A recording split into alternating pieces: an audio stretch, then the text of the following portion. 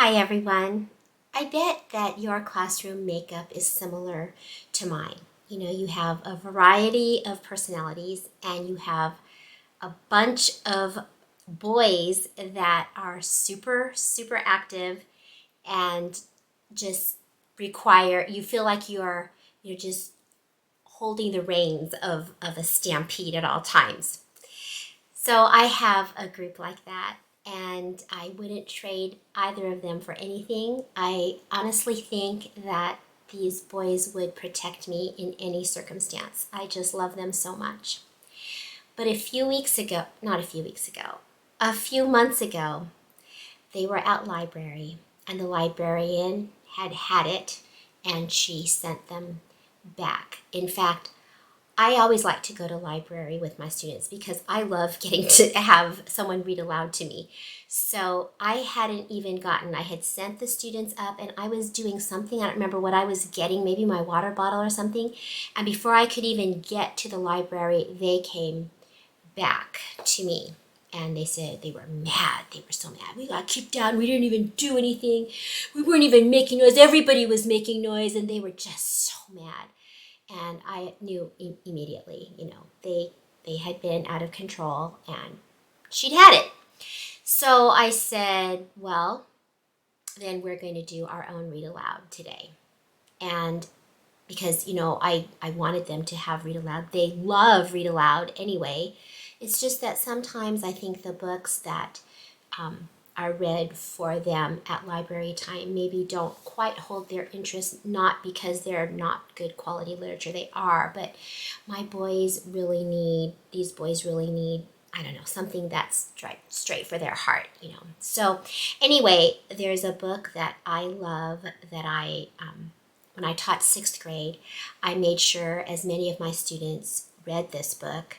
And now that I'm in fourth grade, it's written at a sixth grade level. I will give it to some students to read, but it it it's there are some painful parts in this book, especially at the end. So I don't know. I don't push it as much in fourth grade as I did when I was in sixth grade, but I had known all year long that I wanted them to read this book.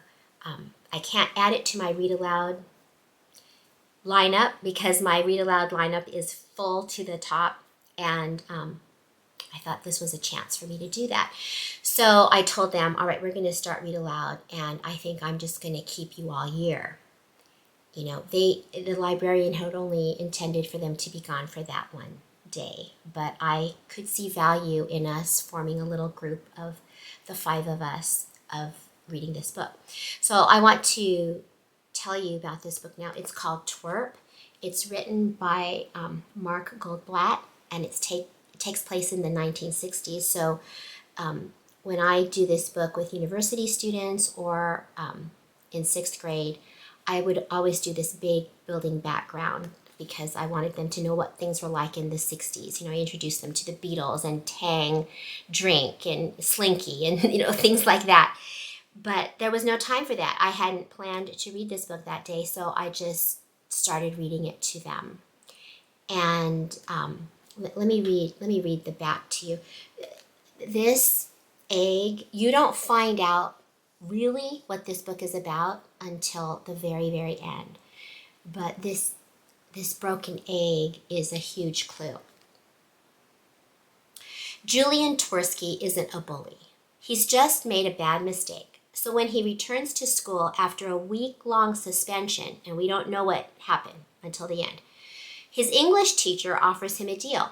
If he will keep a journal and write about the terrible incident that got him and his friends suspended, he can get out of a report on writing about Shakespeare. Julian jumps at the chance, and so begins his account of life in sixth grade. Blowing up handmade fireworks, that happens in there. Writing a love letter for his best friend with disastrous results. It's kind of like a, what's that where someone writes a note for someone, but it's from the other person, but the person thinks it's from the person who wrote the note, that kind of a situation. And worrying whether he's still the fastest kid in school.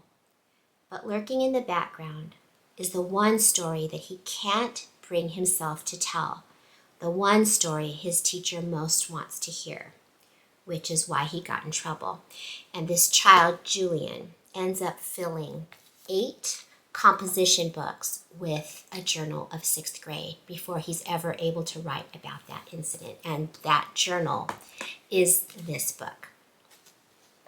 So we started reading it, and then Thursday afternoon came around and they were like, we're going to do twerp again, right? We are, right?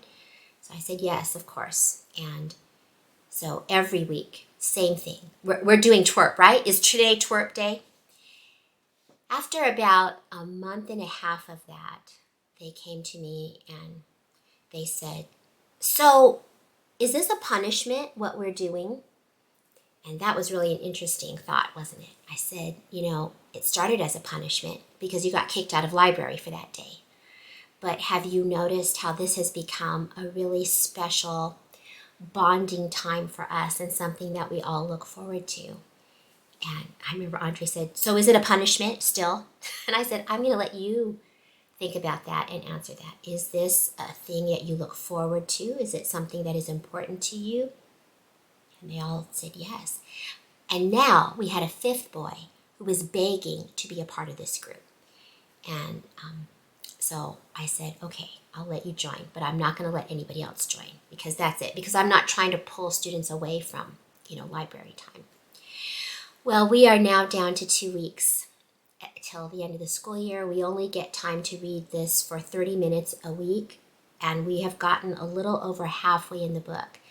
And the last couple of weeks they've been, are we going to finish? Oh, you can hear them. We're not going to finish this.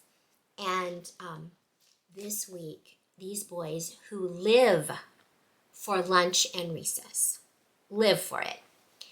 They came to me on a Thursday afternoon. Was it a Thursday afternoon? I think it was. Oh, I know. Because we had library on Wednesday last week. We had to change our schedule. And so it left Thursday without library time. We had it on Wednesday. And so I read them twerp on Wednesday. But then on Thursday at afternoon recess, the boys came to me and they said, can we skip recess and you read to us during recess time? Shocking. Just shocking. And I said, okay, sure. And so I did. I read to them. And 3 other students were hanging around and were listening. And I could hear the boys are like, this isn't for them. This is just for us.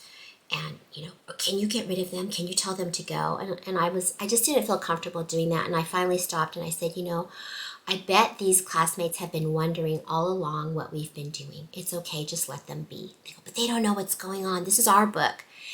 But I just let them be. The next day was Friday. And the boys came to me as we got near, we only have 1 recess on Friday in the morning. And they said, can we stay in for recess again and you read to us from twerp? And I said, well, I have yard duty. So if we do that, it will have to be outside. And they go, yeah, that's okay, but it'll just be us, right? And I said, okay, it'll just be us. And with that, they got their chairs and took them outside. And I could do nothing but follow them with mine. So we sat on the field during the entire morning recess and had read aloud. And wonderful Stanley was there that morning because he'd come to help us work on our California program, which we're performing this week. And I said, take a picture, please. I don't know if this will ever happen again in my life. It's just so special to me. And he did. And here is the picture of me and my boys in read aloud during recess. I don't know if this will continue in these 2 weeks. I just don't know, but I know I will never forget it. And I don't think they will either. I want to close this year by just reminding us all about the importance of read aloud, because it's something that I think a lot of people may think we don't have time to do. There's so much content that needs to be delivered. How do we have time to read out loud to our students every day? But we have to make the time because the bonds that are formed in read aloud affect everything. They affect our discipline. They affect the way our students treat each other. They affect math. These boys regularly will thank me during a math lesson, or at the end. They'll say, things are different. Math is different with you. Thank you for this lesson. And I know that everything is just connected. Read aloud, math, the community that's built. And this is a book that if you choose to read it aloud to your students, I would say no lower than fourth grade. Fourth grade all the way up to eighth grade easily. You will need to read it in advance. It's not something I can just say, trust me, read it out loud, because there are a few crude parts that I'm just not comfortable reading. It's just boy talk.